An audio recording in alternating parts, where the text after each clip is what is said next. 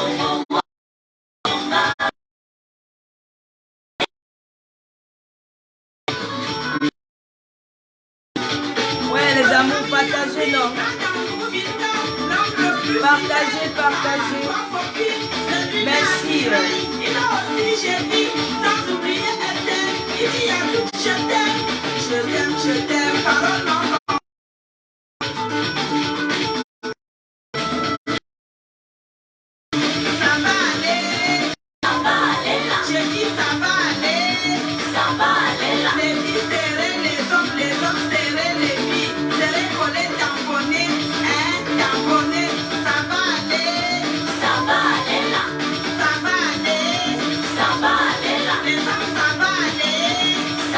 aller là.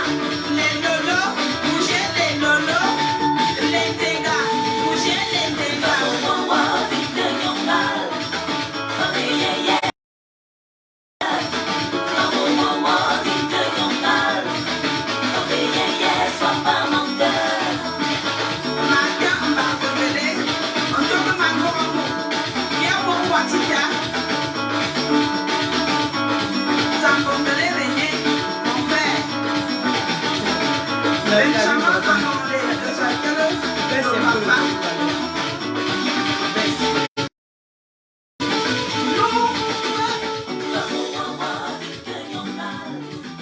Bonsoir à tout le monde, bonsoir, merci de partager s'il vous plaît.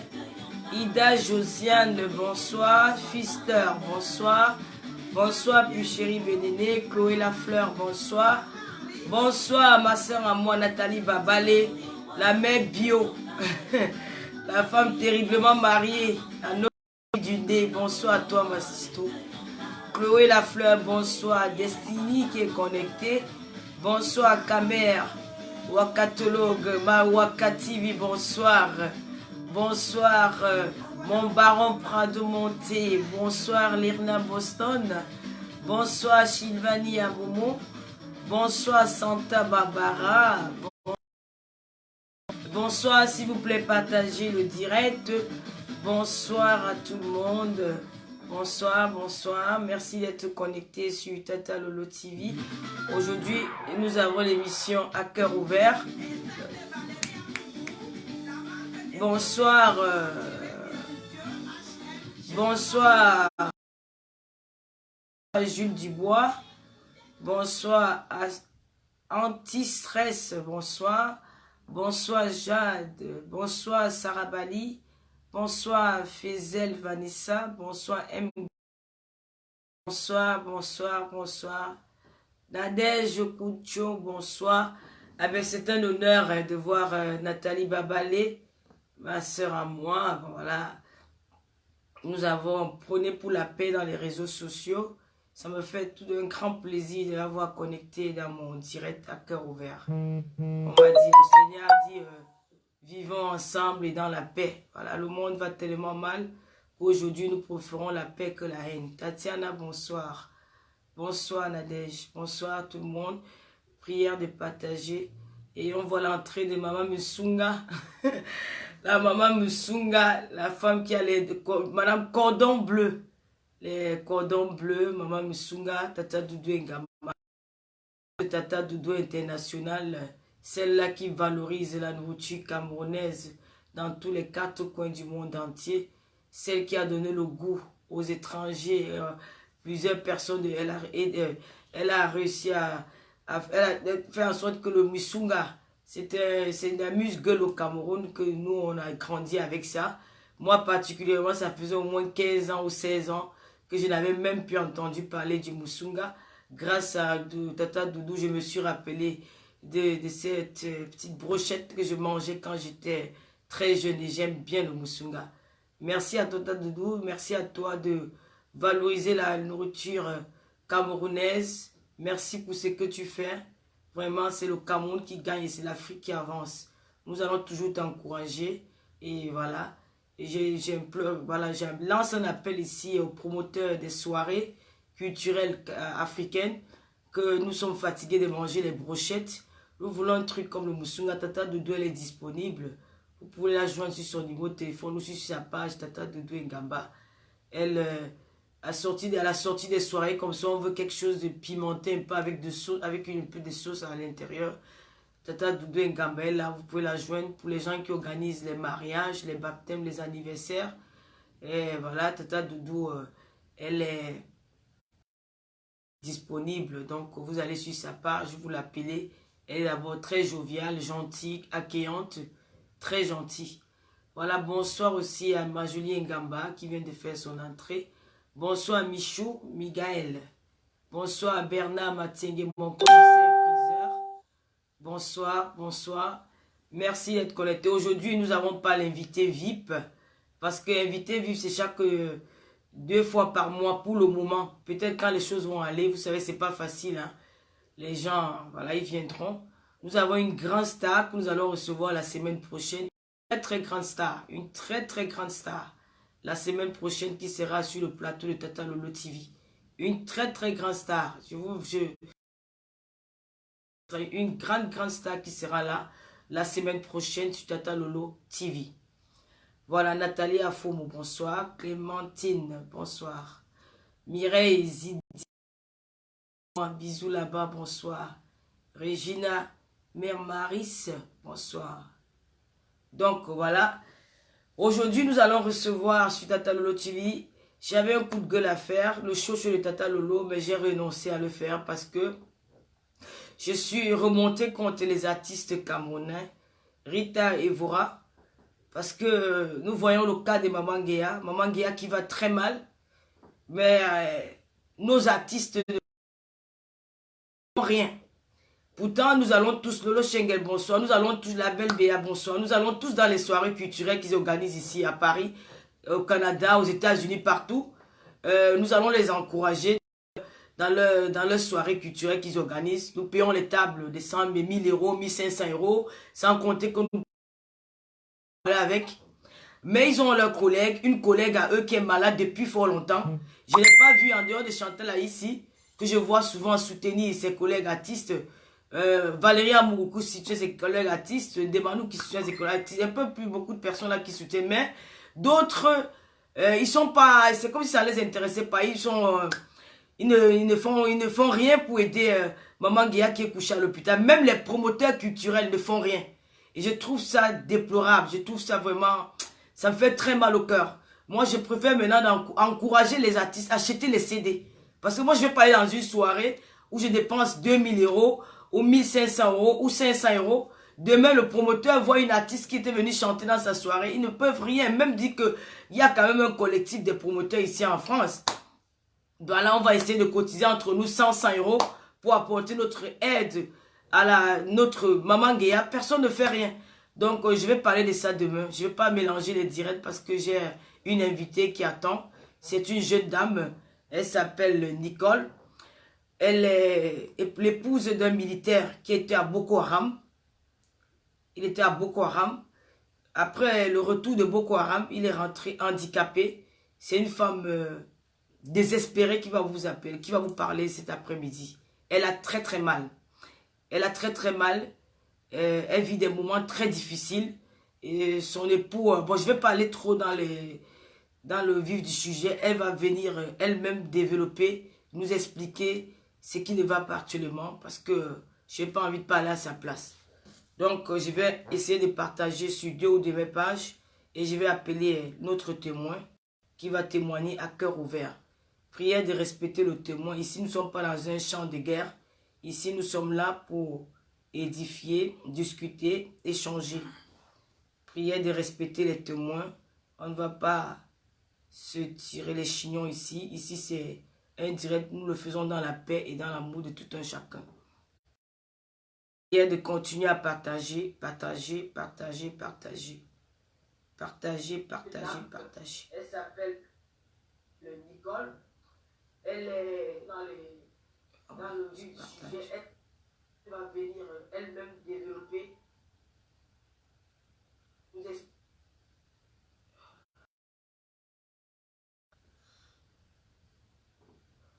Voilà. Prado Monté, bonsoir. Bonsoir, ma jolie Ngamba.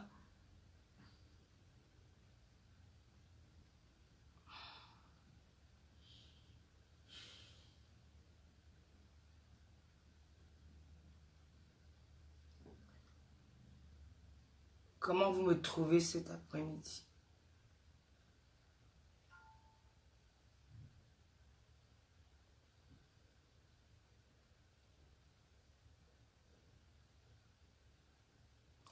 Oh, ma Pamela. Pamela Anglan, bonsoir. Bonsoir, Régine Beck. Comment tu vas, ma soeur? Chica, bonsoir. Régine, ça fait longtemps que je ne t'ai pas vu sur Cœur Ouvert. Non, ça fait longtemps, mais je ne t'ai pas vu sur Facebook. Régine Beck.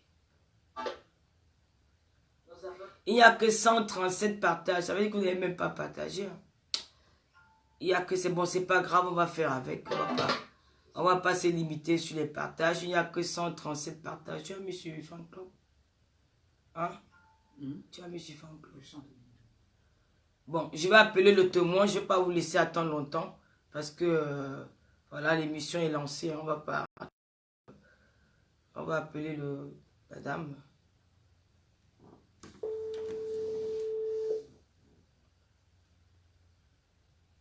Ah, Ida Josiane, bonsoir. Bonsoir Nadège Magabouma. Bonsoir Sarah Bali. Bonsoir. Grâce. Bonsoir.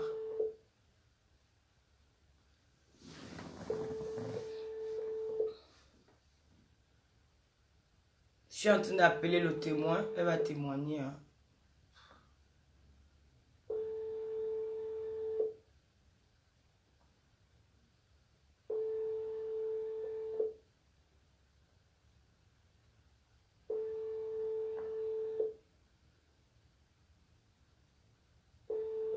Mégane, bonsoir. Bonsoir Jacqueline.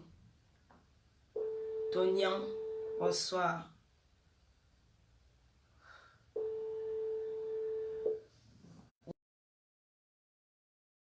Ces militaires rentrent là, parfois ils sont traumatisés. Hein. Elle m'a dit, Tata Lolo, c'est un robot qu'on m'a ramené à la maison. Je ne sais pas pourquoi elle ne prend pas. Bonsoir Laura Nicole. Bonsoir Mayo Abeti. Bonsoir Ken Mireille. Bonsoir. Bonsoir ma chérie. Comment tu vas Nicole? Allô? Allô? Allô? Allô? Allô, vous m'entendez? Oui, je t'entends très bien. Bonsoir Nicole. Comment tu vas? Allô? Oui, allô? Allô? Bonsoir, Tata Lolo. Ça va? Bonsoir ma chérie. J'espère que tu vas bien. Ça va, ça va. Grâce de Dieu, ça va. Alors, il y aura un retour, genre quand vous parlez, je vous suis après, et puis quand je parle, vous me suivez après. Donc, c'est WhatsApp en fait. Ah, donc, il ne faudra pas que ça vous gêne. non, ça va pas me gêner, il n'y a pas de souci. Bon, là, je suis déjà en direct sur À Cœur Ouvert. Je vais te laisser témoigner, nous raconter ton histoire. Et les internautes vont t'écouter et après, on va essayer de débriefer après ton intervention. Ok, d'accord. Il n'y a pas de souci. Donc, je peux commencer là. Hein? Oui, vas-y, on t'écoute, ma chérie. Ok. Alors, moi, c'est Nicole. Je suis épouse d'un soldat camerounais qui est dans l'armée depuis 2000. C'est-à-dire qu'il a déjà ses 20 ans. Parce que nous sommes en 2020, je crois. Ça fait 19 ans ou 20 ans. 2020, donc... moi, je l'ai épousé, j'avais 19 ans. Maintenant, j'en ai 32. Donc, je vous laisse faire un peu le calcul. Oui. Ou ici, tout simplement parce que j'aimerais parler de la vie des familles des soldats. Par ricochet aussi parler de la vie des soldats eux-mêmes. Parce que si l'État camerounais a permis que les militaires camerounais se marient, ça veut dire que nous sommes une partie importante dans la vie de ces soldats. Donc, puisque chaque épouse de soldat au Cameroun subit ce qu'on appelle ici une enquête de moralité, c'est-à-dire qu'on prend la peine de faire des enquêtes sur vous, où vous êtes né, on fait tout pour savoir si vous n'êtes jamais allé en prison, bref, enquête de moralité grosso modo. Donc c'est en tant qu'épouse de soldat que je serai devant vous aujourd'hui. Alors il faut déjà savoir que lorsqu'on est épouse de soldat, on devient, à partir du moment où vous avez épousé un soldat, on devient la mère et le père. Pourquoi? Parce qu'au Cameroun, alors quand moi j'ai connu le mien, il n'y avait que Bakassi qui était en ce moment-là. Donc, ils allaient à Bakassi, ils faisaient 5-6 mois, ils revenaient, ils faisaient peut-être 1 mois, ils allaient après, ils faisaient 5. Et puis qu'il y a plusieurs foyers de guerre, la situation s'est un peu accentuée parce qu'on est complètement des veuves avant d'être veuves. On ne se plaint pas pour ça parce qu'on a fait notre choix, en acceptant d'être avec eux. Mais la douleur que cette situation accompagne, c'est cette douleur que je vais exprimer aujourd'hui. En tant que... Tu te retrouves en train d'assumer tout. Tu assumes tout, tu t'occupes de tes enfants, financièrement parlant, c'est toi, matériellement, c'est toi. Tout ce qui tourne autour de ta famille, autour de ton mari, de tes enfants et toi, c'est toi. En fait, tu deviens une autre personne, tu t'oublies et tu t'occupes d'eux. Ça encore, on ne se plaint pas. Maintenant, ce qui nous fait un peu trop mal, c'est le fait que, après avoir passé tout de nos familles, quand ton mari il revient, il ne revient pas comme il est parti. Si même il revient, parce que c'est la mort qui survient. Parfois, c'est un mari handicapé qui te revient. C'est d'ailleurs mon cas. Un mari handicapé qui te revient et jusque-là, tu assumes. Jusque-là, tu t'efforces parce que de toutes les façons, tu vas donner à qui? À personne. Mais maintenant, même quand il revient avec tous ses membres dans la maison, et c'est où je vais interpeller l'État camerounais. Je vais l'interpeller l'État camerounais. Pourquoi? Alors là, je sais que je ne vais pas couler les larmes parce que c'est un peu trop fort. Je vais faire des efforts. J'interpelle l'État camerounais parce que c'est nous qui savons ce qu'on subit dans la maison.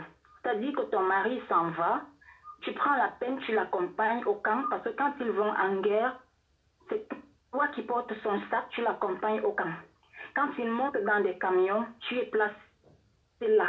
Quand ils entonnent une chanson, il y a une chanson qu'ils aiment entonner, je ne sais pas si on la connaît ici, on dit, je vais un peu la mimer pour que vous voyez un peu dans quel climat tu restes. Quand ils entonnent cette chanson, et tous ils chantent ça ensemble, et vous les femmes, vous êtes lassées. Quand il dit, oh papa, je vais bientôt partir, oh maman, je vais m'en aller, s'il m'arrive de mourir au champ de bataille, pas de soucis, nous verrons. Oh maman, bientôt parti, mon bébé, je vais m'en aller, s'il m'arrive de mourir au champ de bataille, pas de soucis, nous verrons. Alors, imaginez un peu dans quel état d'esprit tu es, c'est-à-dire que tu le vois comme ça, il est en train de partir, tu retiens des larmes parce que tu as accepté, tu as assumé, tu te dis oui, je suis forte. Quand il va, tu as la chance, quand il te dit je vais rentrer, par exemple la semaine prochaine, tu es content. C'est quelqu'un qui devient, il m'est arrivé parfois de trouver le mien, c'est-à-dire que tu le fouilles dans toute la maison, tu ne le trouves pas, mais tu entres dans la chambre, il y a le noir, quand tu le trouves dans un coin. Alors quand je dis vraiment dans un coin, il est dans un coin, il est recroquevillé là, et il ne faut surtout pas le prononcer. Parce que tu le prononces, tu lui dis un petit mot déplacé de rien du tout, il bondit sur toi. Vous imaginez, c'est lui qu'il sort, il fait des choses que tu ne t'imaginais pas qu'il pouvait faire parce qu'il revient avec tout ce traumatisme. J'interpelle le gouvernement camerounais. Vous avez cette responsabilité. Si vous avez accepté que vous militez, vous avez cette responsabilité de nous protéger aussi, nos familles, en faisant suivre vos militaires. C'est d'abord des êtres humains. S'ils reviennent de la guerre, à peine, s'il vous plaît, de les faire suivre, au moins pour nous autres que vous avez accepté que nous soyons à leur côté, au moins pour leurs enfants. Ça, c'est pour ceux qui reviennent en bonne santé. Pour ceux qui décèdent, j'ai assisté à des centaines de deuils au quartier général à Yaoundé. Parce que quand un militaire meurt dans un bataillon, il y a plusieurs femmes qui sont désignées pour accompagner votre soeur. J'ai assisté à plusieurs militaires. Pour celles qui ne sont pas mariées, ça peut encore se comprendre parce que ça aussi c'est un problème. Pour celles qui ne sont pas mariées, elles ne vont pas bénéficier et autres, ça peut se comprendre. Pour celles qui ne sont pas mariées, parce qu'elles sont des familles des militaires qui sont très méchantes pour la plupart, arrivent dans la maison, ramassent même les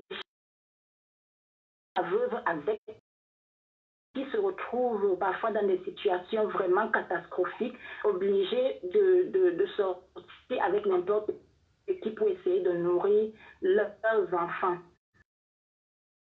C'est de quoi je parle. ces veuves sont abandonnées. Les militaires ont pris la peine d'aller mourir pour le drapeau camerounais. Je pense que la moindre des choses serait de s'occuper de leurs orphelins. La moindre s'occuper des enfants qu'il a laissés. Parce qu'après, les enfants soient au sol camerounais, il est donc inacceptable que les siens soient abandonnés. Ça, c'est en ce qui concerne les orphelins. Pour celles qui sont mariées, quand elles quittent le quartier général, elles ont des dossiers en main qu'elles doivent suivre. Pour que leur mari décédé, pour qu'elles puissent jouir au moins de la pension, pour ceux qui ont atteint 9 ans de service, au moins de la pension de leurs époux. Curieusement, ces dames, elles vont marcher dans tous les ministères à Yaoundé. Elles se retrouvent parfois, pour certaines, à 15 ans sans avoir reçu cet argent. Pendant 15 ans, comment elle fait pour nourrir ses orphelins? Comment elle fait pour les envoyer à l'école? Comment elle fait pour ces enfants-là qui ont besoin d'être soignés quand ils sont malades? J'interpelle le peuple camerounais, surtout nos gouvernants. Occupez-vous des familles de vos soldats. Occupez-vous de ces familles-là qui se retrouvent dans des situations vraiment délicates. Ces gens... Allô?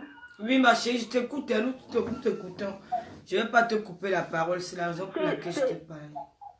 Ces gens sont morts pour nous tous. Ces gens meurent pour le drapeau camerounais, pour que nous puissions marcher en paix, pour que nous puissions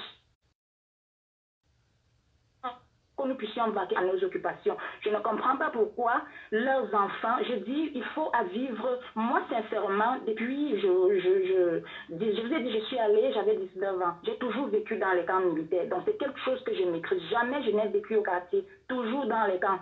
Donc, c'est déplorable, ça fait mal, ça fait vraiment mal. À un moment, nous sommes toutes, nous les épouses des militaires, pour celles qui ont encore leur mari, nous sommes des potentielles veuves. Il est temps que le gouvernement s'occupe de ces militaires. Quand un militaire va au front, ça c'est des choses qui font très mal, qu'on ne dit pas haut et fort. Quand un militaire va au front, il t'appelle, il te dit, depuis hier, je mange les palmistes, les noix de palmistes là, ils mettent ça au feu, ils mangent.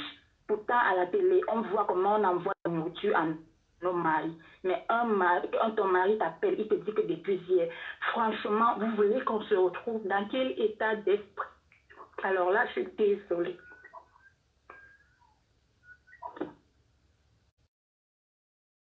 Je suis désolée. Oui, ma chérie, tu peux souffler, hein, ça ne nous dérange pas, tu peux souffler. Pleurer, ça fait aussi du bien. Donc, si ça arrive un moment où tu en as sur la gorge, ça va aller et puis tu reprends. Nous sommes là, nous t'écoutons. Voilà. Moi aussi, je suis très mal quand je t'entends.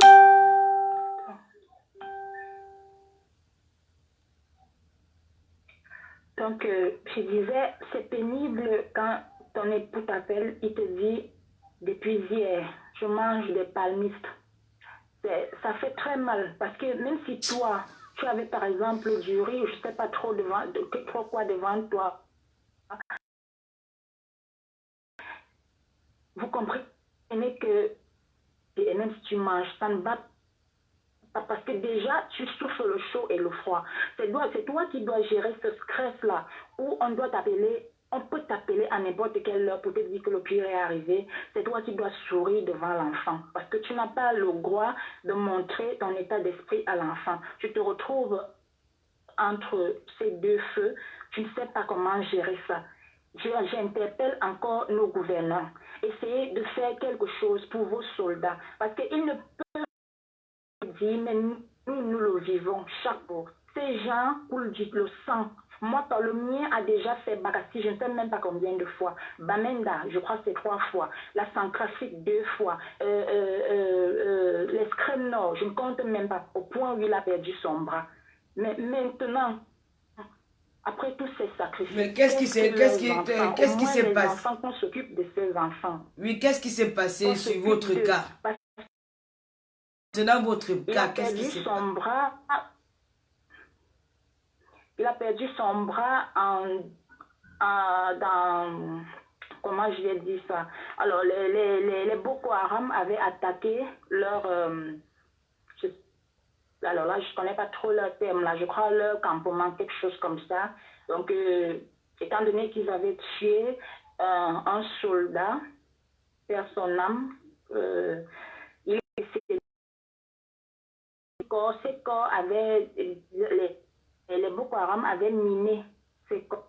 Donc, ils ne pouvaient pas récupérer les corps, mais apparemment, il y avait eu une décision qui était venue de la présidence qu'ils étaient censés récupérer ces corps-là, que les corps ne devaient pas disparaître. Alors, ils se sont donc retrouvés, ils se sont trouvés obligés de poursuivre les Boko Haram jusqu'au Tchad, je crois, parce que l'appel, il m'a pour me dire qu'on leur demande d'aller récupérer. Et 1 heure, tel qu'il est décédé. Quand on m'appelle à 7 heures qu'il est décédé, je me rappelle ce jour, j'étais assise, j'ai fait de 7 heures à 17 heures. J'étais assise sur le canapé, j'ai pas bougé d'un point. En fait, je savais même pas ce qui m'arrivait. J'étais comme... bref, je sais pas, je crois que j'étais anesthésiée, que je sais pas. Je suis restée de 7 heures à 17 heures. Même pleurer, j'ai pas pu, parce que j'étais tellement dans un autre monde. Quand on m'appelle qu'il est décédé comme ça, c'est à 17 heures, c'est un des collègues m'appelle, il me dit, il n'est pas décédé, en fait, il a disparu.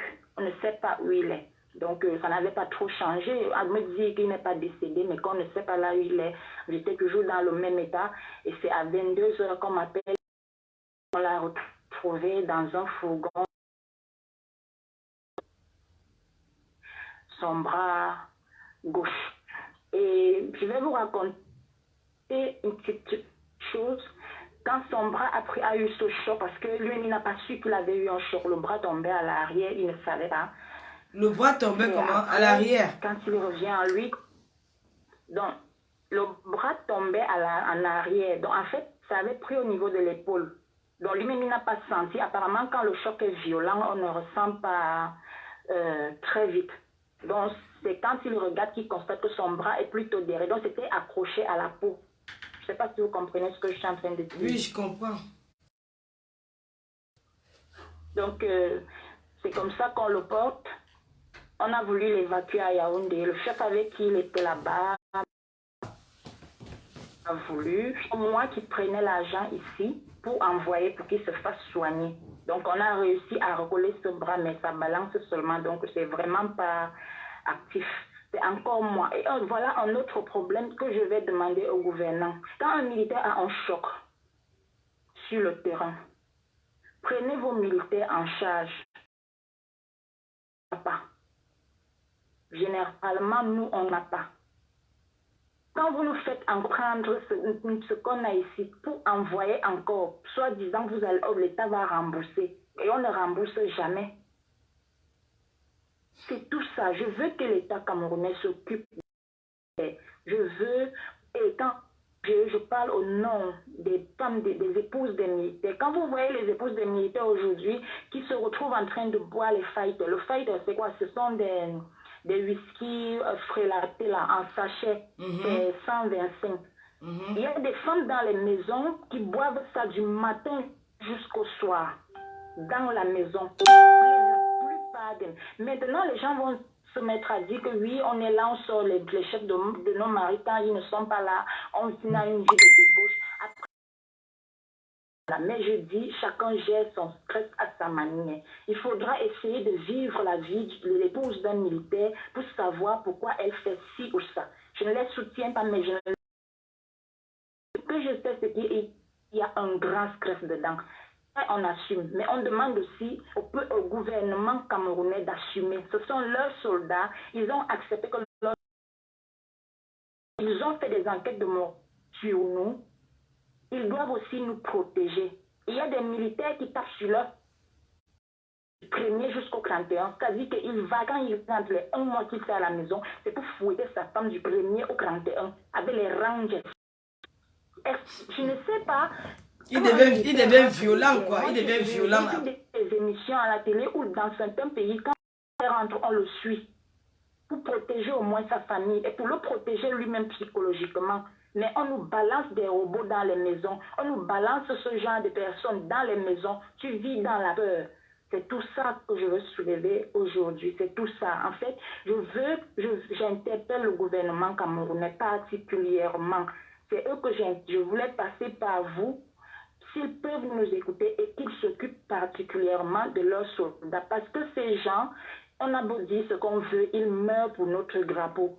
Il y a une certaine gratitude qui doit accompagner tout ça. Et cette gratitude à l'encontre de leur famille, en suivant leur militaire, ils vont aussi nous camerounais. C'est à peu près vous dites ce soir. Maintenant, je ne sais pas si vous avez des questions, vous les posez. Non, la question que je viens de poser, c'est que quand ton mari est rentré du Boko Haram, et quel est son état? Comment il réagit à la maison? Comment il est avec vous? Si tout se passe bien? Ou il est violent? C'est un peu ça. Essayez de nous expliquer un peu comment il est. Il est hyper violent. Genre, tu ne peux plus rester avec lui. Conversation, comment je vais dire ça, entre époux et épouse. C'est-à-dire qu'au moins, j'ai l'impression que tout ce qui sort, par exemple, de ma bouche, ce sont des flèches, en fait. En fait, c'est ça, c'est pour dessiner, pour vous dessiner un peu la situation. Donc, de ma bouche, j'ai l'impression que c'est des attaques. C'est à peu près ça. Mais il n'a pas eu un suivi quand il est rentré de la guerre. Il n'a pas eu un suivi. Rien du tout. Rien du tout. Il n'y a pas un système que quand ils rentrent de la guerre comme ça, ils sont suivis peut-être par des psychologues. Il n'y a pas ça. Quand ils descendent des camions ou de l'avion, ça dépend d'où ils sortent, c'est direction la maison. Oh là là. Et après, on ne les laisse suivre pas, genre, on va te dire que peut-être qu'il va voir un psychologue ou rien. Mais quand il est rentré avec le bras malade, il est quand même allé voir des... Il allait quand même faire des pansements, quelque chose comme ça. Quand il est rentré avec le bras malade, il allait à l'hôpital. Il avait un suivi. Mais là, à ses frais, bien sûr, il avait un suivi. Et maintenant, dit que ça va, non, parce que ça ne peut plus redevenir comme c'était, mais quand ça commence à faire mal, c'est vraiment des douleurs atroces, obligé de rentrer à l'hôpital. Donc, je pense que ça, il va aller je pense, ça va le poursuivre jusqu'à la fin de ses jours, je crois. Est-ce que vous n'avez pas essayé d'aller vers les autorités, peut-être un collectif des femmes des militaires comme ça, aller voir les autorités pour dénoncer ça, que ça ne va pas? Parce que si on te ramène un mari qui est violent, ça veut dire qu'il devient violent, il tape les femmes, il frappe sur vous. Il tape parce que tu lui as expliqué. Même leurs chefs connaissent ça. Parce qu'ils ont une cellule dans chaque camp. Quand toi, tu souffres chez toi, tu as la possibilité d'aller les voir. Mais le cercle des militaires, c'est à peu près, c'est comme de l'omerta, si je peux dire ça comme ça. C'est-à-dire que toi, la femme, tu t'en vas, tu te plains. Jamais ils vont te donner raison. J'ai vu plusieurs femmes, une panoplie. Jamais ils vont te donner raison. Ils vont te parler, genre, il faut supporter ce genre de trucs. Mais de là à dire qu'ils vont vraiment résoudre le problème, essayer d'amener leur personne à se calmer, non.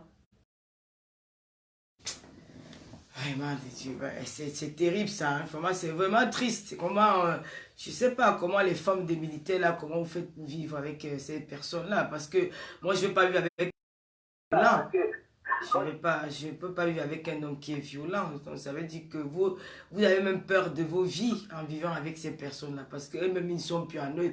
Bien sûr. Le problème c'est que si même quand tu le connais, il est violent, là, il n'y a pas de souci. En fait, c'est l'État. Il ramène cet État quand il rentre. Ça veut dire que c'est au fil des ans qu'il devient comme ça.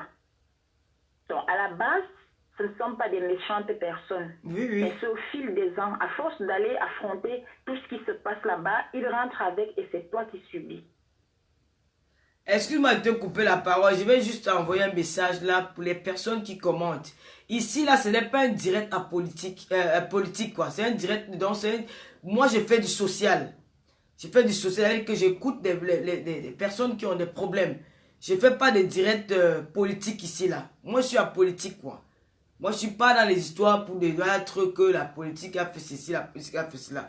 Moi, je pense que cette dame, elle a eu le courage de venir témoigner parce que la femme d'un militaire, c'est quelqu'un qui sort de sa maison pour aller se battre pour son pays. Donc, ce sont les gardiens de la paix d'un pays. Donc moi je trouve qu'elle est venue témoigner, c'est dans le cadre du social. Dans le cadre du social. Parce que on ne va pas me dire que la politique, c'est pas de la politique, elle parle dans le cadre du social. Parce que si on ne dénonce pas, peut-être ceux qui sont plus hauts, ils sont pas au courant. Ils ne se rendent pas compte qu'il y a des femmes qui pleurent dans les maisons, des femmes qui risquent la vie. Parce que quand tu vis avec quelqu'un qui est violent, ça veut dire que du jour au lendemain, il peut te tuer. C'est des femmes elles sont même violées. Parce que quand tu fais l'amour avec une femme sans son consentement, ça veut dire que tu la violes. Donc c'est un peu ça. C'est des femmes qui vivent très mal la chose. Donc elle est venue dans le cadre social. Elle parle dans du social. Elle interpelle le gouvernement camerounais qu'elles vivent très mal la chose. Il faut qu'ils mettent, c'est quoi, tu disais quoi, ils mettent une cellule en place pour s'occuper des militaires qui rentrent de la guerre. Parce qu'elles, les épouses, elles vivent très mal la chose et tout, et tout, et tout. Ici, c'est pas une histoire de politique, de grâce, mes frères. Moi, je ne veux pas parler de politique ici. Vous pouvez vous plaindre aussi. Vous pouvez donner vos avis sans donner que je supporte tel, je supporte tel, je supporte tel. J'espère que vous connaissez les pages à politique qu'il y en a dans les réseaux sociaux. Appelez pas les gens pas de la politique. Il y a beaucoup de garçons qui parlent de la politique dans les réseaux sociaux. Ici, là, nous on parle d'un truc social. C'est pas une histoire de politique. Elle se plaint. Elle n'a pas dit qu'elle venait lancer la pièce sur telle ou telle personne. Là, elle parle. C'est le social. Donc, allô, Sidonie, continue. Moi, je vais... si vous avez des questions à poser à Sidonie, vous pouvez écrire. Je pose des questions à Sidonie, s'il vous plaît. Donc, maintenant, le message que tu vas envoyer au gouvernement camerounais, vas-y, envoie ton message et puis on va clôturer. Allô? Alors, le message que je... Oui, allô? Oui, vas-y, on t'écoute, ma chérie. Oui, le message que je vais envoyer au gouvernement camerounais, c'est celui-ci.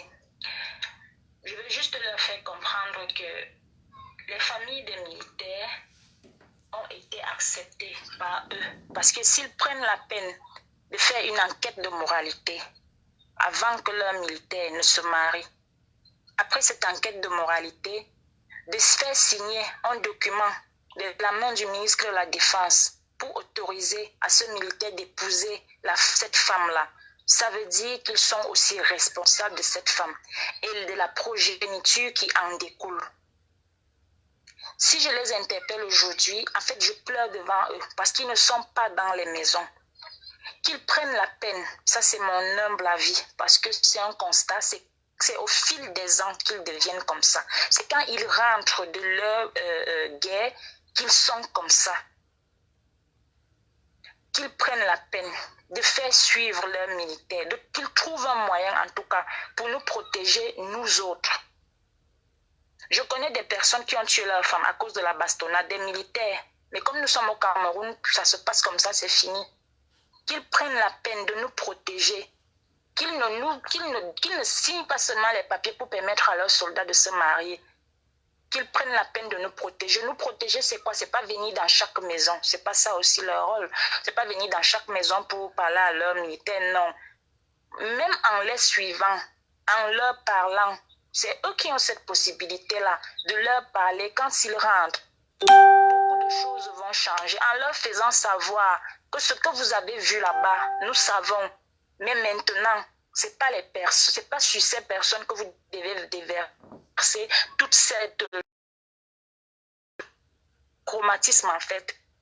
C'est pas sur nous, c'est pas sur nos enfants. Et quand un militaire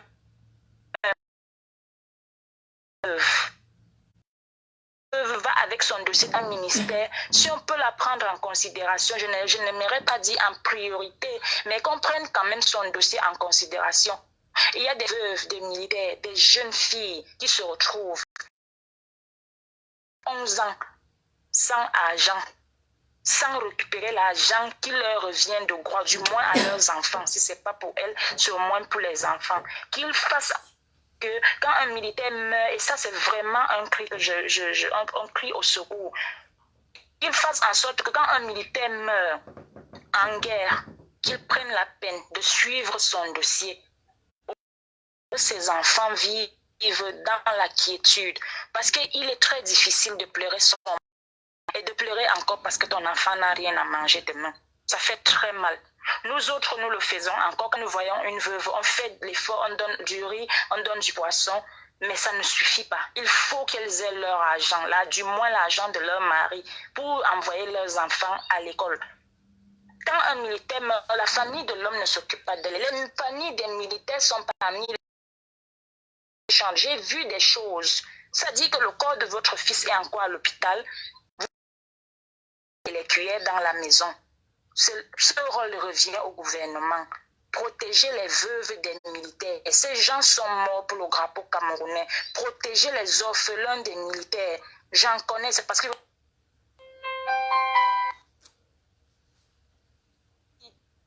dont j'étais très proche, qui est mort en 2015, jusqu'aujourd'hui, son argent n'est pas sorti. Pour que son enfant aille à l'école, il faut que nous autres, on cotise. Alors que ce gars est mort sous les drapeaux, assassiné.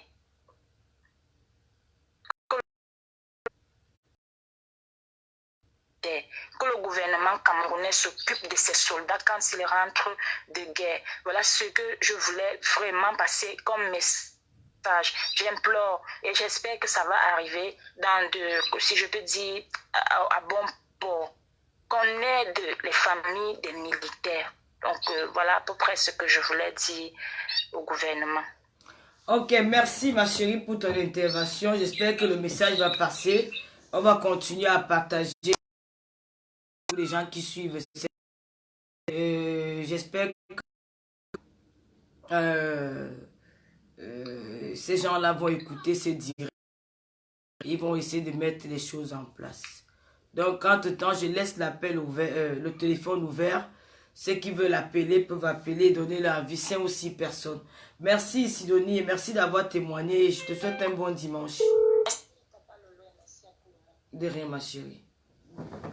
Bon voilà, vous pouvez appeler au 06 52 73 54 35 pour soutenir votre soeur Sidonie. Elle a tout dit, hein, on n'a rien ajouté là-dessus. Donc voilà, au 06 52 73 54 35. Vous pouvez appeler pour soutenir votre soeur Sidonie et donner votre humble avis. Serez monsieur le chef des amis et bon voilà.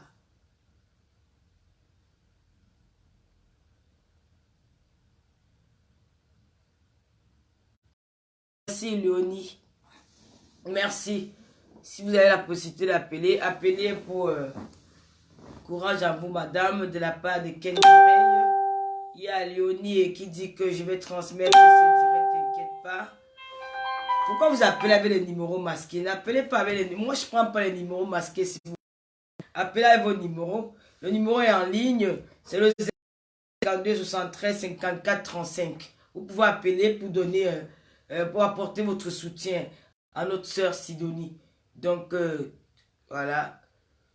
Du courage de la part de Amina Ibrahim. Il y a Amina Ibrahim qui dit du courage. Il y a Flora qui dit aussi du courage. Elle travaille, ceux qui ont trouvé un boulot. Derek, je ne sais pas de quoi tu parles, mais je lis juste ce que tu es en train de dire. Bon, 1 milliard pour la 20, voilà, ça recommence encore, c'est toujours ça. Avec vous, c'est un peu difficile. Lily Sarah, courage, ma belle. Dieu garde ta famille. Courage, courage. De la part de Liliane, de la part de Théophile, Monia, qui dit aussi du courage. Bon, si vous ne voulez pas appeler, bon boulot, Tata Lolo et bravo. Merci, Christine Benaye. Merci, merci. Donc, on avait aussi Kevin qui devait intervenir pour le problème du jeune garçon qui est décédé, qui a tué son professeur. Il y a le docteur Kevin qui souhaitait intervenir aujourd'hui, mais je ne le vois pas en ligne. Donc, le téléphone est ouvert. Entre-temps, j'essaie de joindre Kevin qui va essayer de nous... Il y a Kevin qui devait intervenir parce qu'il connaît quand même l'heure du direct. Hein, donc, je ne le vois même pas ici. Le téléphone est ouvert.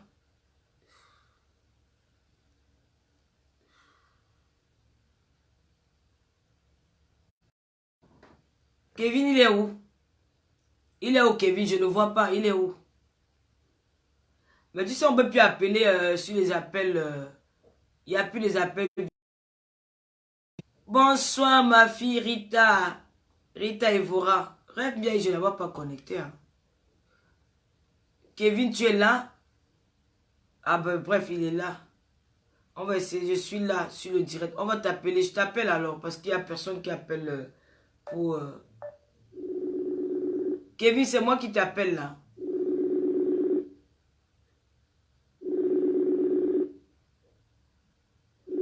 Kevin, c'est moi qui t'appelle sur Messenger. On n'a plus la possibilité d'avoir direct parce que Facebook a...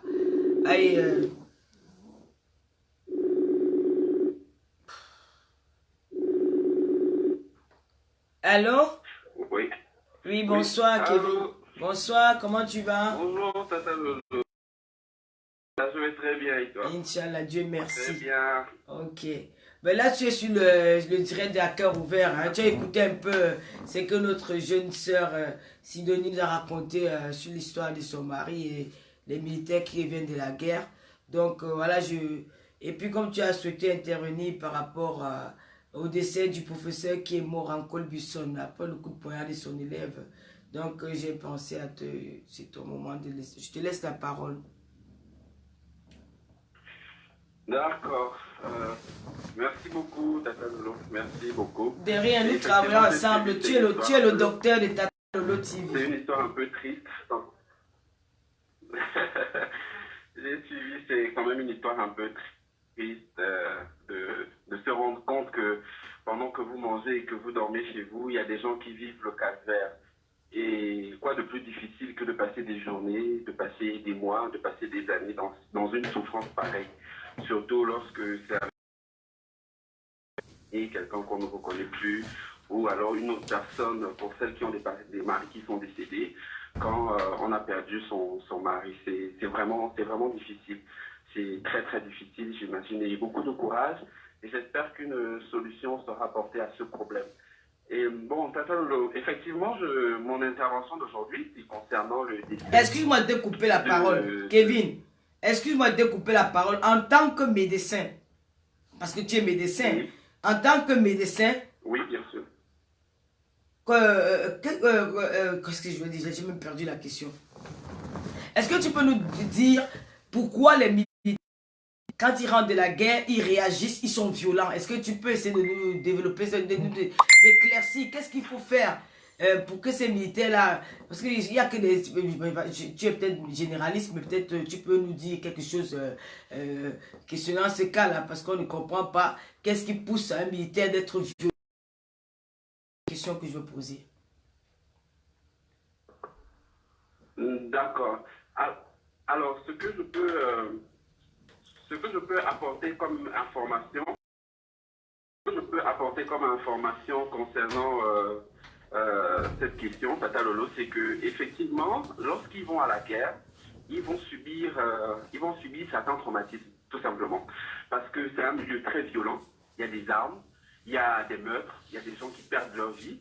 Et tout simplement, pour ceux qui connaissent, dans d'autres systèmes, par exemple, il y a les vétérans, il y a plein de centres où les militaires sont reçus, où on parle avec eux pour essayer de savoir, ce que chacun a déjà vécu comme traumatisme. Parce qu'il faut d'abord, premièrement, diagnostiquer. Peut-être que le traumatisme qu'un collègue a vécu n'est pas le même que celui que le mari de la dame a vécu.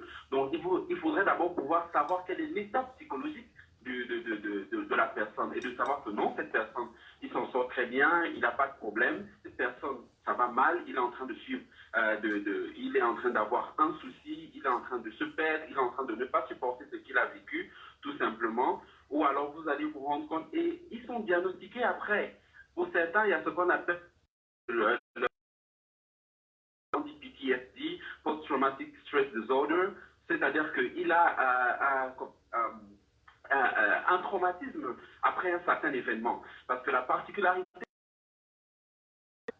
un événement particulier arrive à ce diagnostic. Ça va, vous me suivez bien? On te suit très bien, on te suit très bien. On te suit. D'accord, super, parce que comme je parle pendant certaines minutes, de longues minutes... Donc, Oui, mais je ne vais pas te couper la parole et l'antenne est à toi.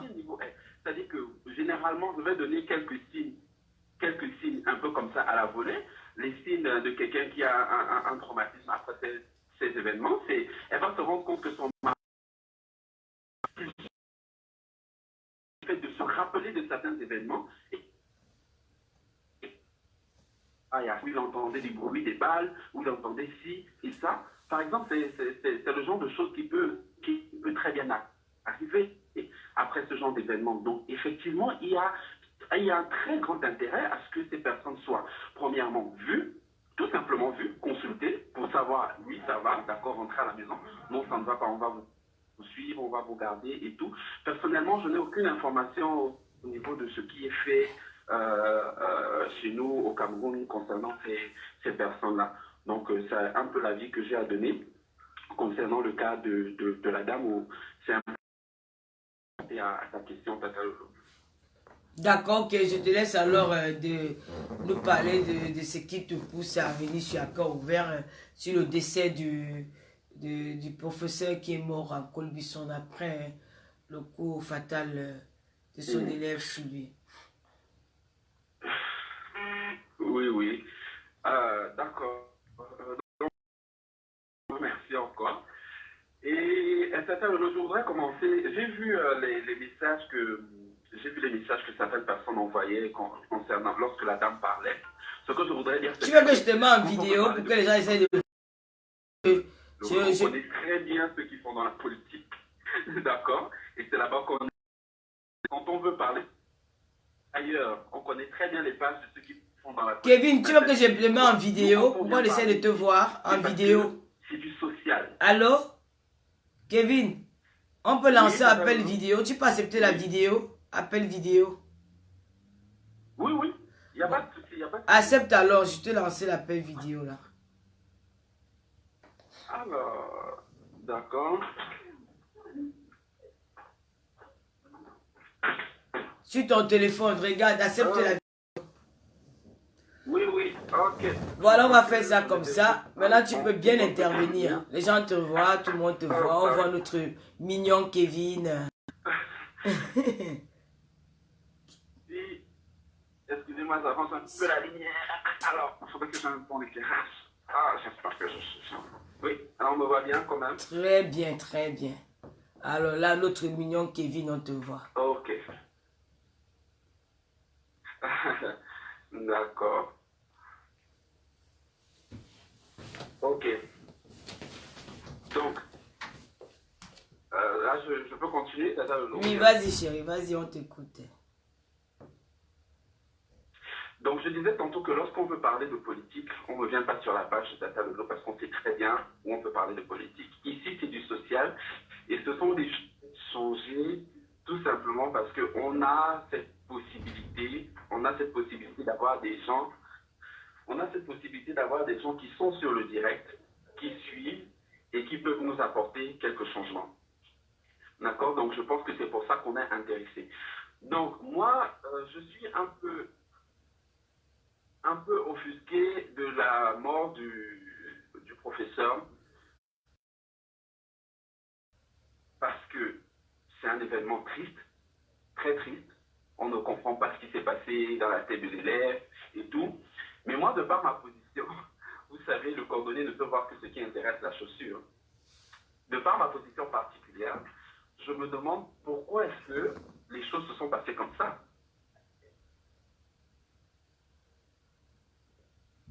Allô? Oui, Kevin, on te coupe la parole. C'est à toi l'antenne. C'est à toi l'antenne. D'accord, ok, d'accord. C'est juste pour me rassurer. D'accord, c'est juste pour me rassurer que tout est, qu'il n'y a pas de souci. Donc, du coup, je me demande pourquoi est-ce qu'on en est arrivé là. Parce qu'il faudrait savoir, il faudrait bien qu'on se dise une chose. Il a été poignardé, c'est vrai. C'est arrivé. Est-ce que ça voudrait dire que si on se fait poignarder, on peut mourir aussi simplement pour un coup de couteau? Oui, ça arrive qu'on puisse mourir pour un coup de couteau. Mais est-ce qu'on ne devrait pas faire le plus, c'est-à-dire que tout ce qui est possible pour éviter ce genre? Donc du coup, moi je vais tirer la couverture de mon côté, mener ça un peu du côté de la santé.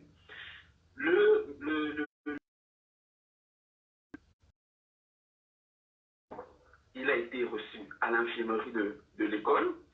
Est-ce qu'on voit à ce moment où est l'importance des infirmeries de l'école? Est-ce qu'on voit où est l'importance des infirmeries de l'école? Parce que ce genre d'événements puissent arriver pour qu'on se rende compte des choses. La dernière fois, nous avons discuté par rapport à les têtes sont tombées, les directeurs ont été limogés. On était bien contents parce que les choses ont bougé. Oui. Mais est-ce qu'à partir de cet événement, est-ce qu'on a décidé de pouvoir maintenant achalander, de pouvoir arranger les infirmeries des écoles, ou alors est-ce que c'est déjà fait? Qu'est-ce qu'il en est? Est-ce qu'il y a eu du changement? Parce qu'on a parlé, on a été suivi, il y a eu beaucoup d'émois par rapport à ces événements, mais est-ce qu'il y a eu un changement par rapport à ça et tout? Parce que s'il y avait eu un changement, peut-être qu'il y en a eu, est-ce qu'aujourd'hui, le résultat aurait été le même, Katalolo? Est-ce que tu penses que ça aurait été le même? Parce qu'on aurait déjà vécu une histoire comme ça où le garçon n'a pas eu beaucoup de chance et s'en est pas sorti. Malheureusement, il est décédé. Et maintenant, le professeur, qu'en est-il? Premièrement, Katalolo, le gars a été à l'infirmerie de l'école que beaucoup devaient être faits. Est-ce qu'à l'infirmerie de l'école, ils ont même de... Parce que quelqu'un qui est en train de perdre du sang, il faut qu'on lui mette une perfusion, pour que le sang, pour essayer de tromper son organisme, pour pouvoir le garder, pour l'amener à l'hôpital, premièrement.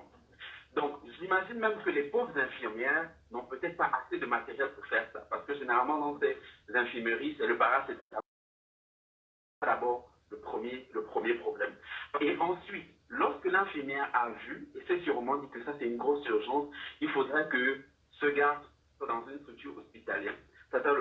On aurait eu plus d'intérêt à avoir une ambulance, un SAMU, qui vienne chercher le gars à l'hôpital, qui vient chercher le gars à l'école, et l'emmène à l'hôpital. On aurait pu faire les soins. Est-ce que vous voyez un peu de quoi je peux parler? Non, je comprends. Ça veut dire que il n'y a pas assez de matériel dans les hôpitaux, dans les infirmeries d'école, c'est ça, non? Il n'y a pas de matériel. Mais en plus de ça, on a un gros souci. On a un gros souci dans toute la chaîne. De prise en charge. Ce qui fait en sorte que un simple coup de couteau comme ça peut vous emmener. C'est juste, c'est un peu triste, quoi. C'est triste parce que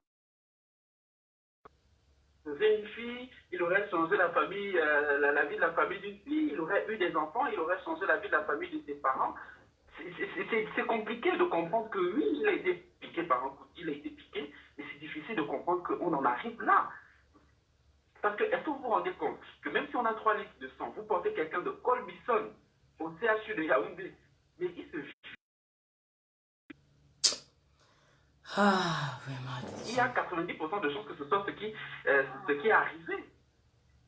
Parce que si tout simplement, on avait un système qui nous permettait de gérer ce genre de trucs, on parlerait peut-être de la violence, mais pas d'un décès. Ça fait mal. C'est pour ça qu'on se penche dessus. Quand quelqu'un de 4 dit, bon, ok, c'est peut-être quelqu'un de... Mais quand un jeune garçon de 25 ans meurt, mais vous vous dites que Tata Lolo, il suffit que tu sors de chez toi, tu te blesses avec la tôle qui te fait office de barrière et tu peux mourir. C'est ce que ça veut dire en fait. C'est ce que ça veut dire. Et ça fait peur. Ça fait peur. Faudrait qu'on puisse... Faudrait plus que ça arrive. Faudrait qu'on puisse changer ça. Et c'est vous tous en fait. C'est le maillon, c'est tout le maillon de la chaîne. Et tu proposes quoi? Quoi? Et qu'est-ce que tu proposes? Merci beaucoup. J'arrive à ce que je peux proposer. Tata Lolo, ce que je peux proposer, c'est que s'il y a qui sont là, qui peuvent nous voir, qu'on essaie de créer une unité de SAMU d'abord dans les grandes villes. Il y a l'ambulance. L'ambulance est différente d'une unité de SAMU. Tout simplement pourquoi? Parce que les ambulances, il y en a dans les hôpitaux. Hein. Il y en a. Les ambulances. Pardon. Il y a des ambulances dans les hôpitaux. Il y a des ambulances dans les hôpitaux. Maintenant, ce qu'il faudrait, ce sont des unités qui puissent gérer des urgences, mais vraiment rapidement. qu'on puisse avoir, et je sais que c'est dans la mesure du possible, chez nous au Cameroun, une unité, qu'on commence même avec 50 véhicules. Un numéro vert, on peut appeler, allô, on a quelqu'un qui est blessé, il s'est fait piquer avec un couteau. D'accord. Il s'est fait piquer où? Au niveau de l'aisselle, il y a plein de fibres qui peuvent faire sortir le sang en quelques minutes. Est-ce que vous pouvez avoir accès à la plaie? Oui, on peut avoir accès à la plaie. Prenez votre habit, mettez sur la plaie, appuyez la plaie jusqu'à ce qu'on arrive. Tata Lolo, et on peut survivre à ce genre d'événement. Et ils mettent l'alarme et ils arrivent. On nous fait qui puissent fonctionner et vous. Merci Kevin. Donc, c'est ce que tu proposes aux autorités que de mettre une unité de SAMU dans les grandes villes au Cameroun pour sauver des vies en cas de... D'abord dans les grandes villes. Voilà, d'abord dans les grandes villes. Et puis on pourra voir après. En tout cas, merci Kevin d'avoir intervenu. Notre docteur de Tata Lolo TV. C'est pas, c'est pas facile à être. Oui, c'est toujours un plaisir. Ok, mais quand j'aurai toujours besoin de toi, qu'est-ce que signe, je ne manquerai pas de t'appeler pour que tu nous apportes quelques... D'accord. Bon dimanche à toi et merci. Très bon dimanche. Merci. D'accord. Voilà, donc on a eu Kevin, c'est le dimanche à cœur ouvert, c'est 1 heure de direct. Et n'oubliez pas, la semaine prochaine, de continuer à partager le direct là, parce que le témoignage de Nicole m'a fait très mal. Si vous avez des relations au niveau de l'armée, au niveau des autorités camerounaises, passez-leur ces directs, parce que quand une femme pleure, ça fait très mal. Ça fait très très mal. Essayez de partager ce direct. Donc, c'était un direct à cœur ouvert tous les dimanches, 1 heure. Nous avons passé. C'était un très bon direct. Continuez à partager. On se retrouve dimanche prochain. Il y a encore le téléphone. S'il y a 2 ou 3 personnes qui veulent appeler, n'hésitez pas. Donc, on se retrouve dimanche prochain à 16 h. Sur Tata Lolo TV, nous aurons un invité VIP. Une très grande star. Très grande star. Sur Tata Lolo TV la semaine prochaine. Ça va faire boum. Ça sera un très bon direct. Mais on continue avec notre émission à cœur ouvert, comme nous l'avons commencé depuis 1 an aujourd'hui. Donc, Tata Lolo, le numéro de téléphone, c'est le 06 52 73 54 35. Donc, dimanche prochain, nous avons un invité VIP.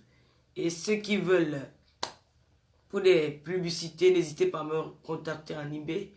Les publicités... peut-être pour les soirées, si tu as un commerce que tu veux faire connaître dans les réseaux sociaux, n'hésitez pas de contacter Tata Lolo sur ce numéro de téléphone là, 06 52 60 54 35. Donc le tapis rouge, c'est la semaine prochaine à 16 h. Nous allons recevoir un VIP. Voilà, c'était fait un plaisir d'être avec vous ce dimanche. Je vous laisse aller dans vos activités. Il y a des gens qui vont à la Réunion, tontiner. Il y a ceux qui vont aller manger du taro quelque part. Moi, j'ai préparé du coquille que je vais manger. Et puis, un rêve, je n'étais pas en retard aujourd'hui. Merci à Patricia Mel, merci à tout le monde. Merci à tous ceux qui partagent mes directs. Merci Sarah Bali.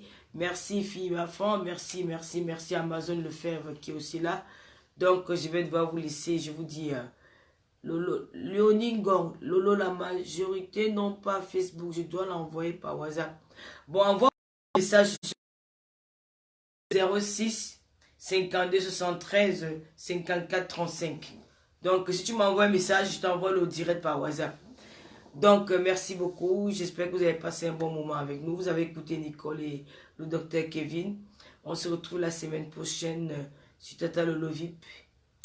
Tata Lolo TV, nous allons recevoir une émission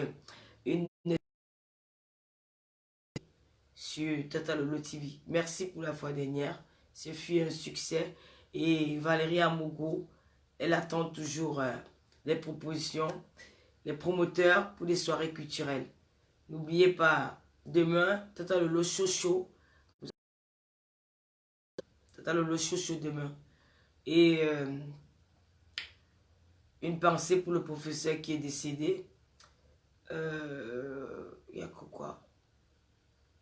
Voilà, donc c'est 1 heure. Je vous souhaite un bon début de semaine. Valoche, merci pour tes cœurs. Merci Rose. Bon dimanche. Bon début de semaine. Que le Seigneur soit avec vous. C'était Tata Lolo. Et à dimanche prochain. Bisous là-bas. Je vous love. Ciao.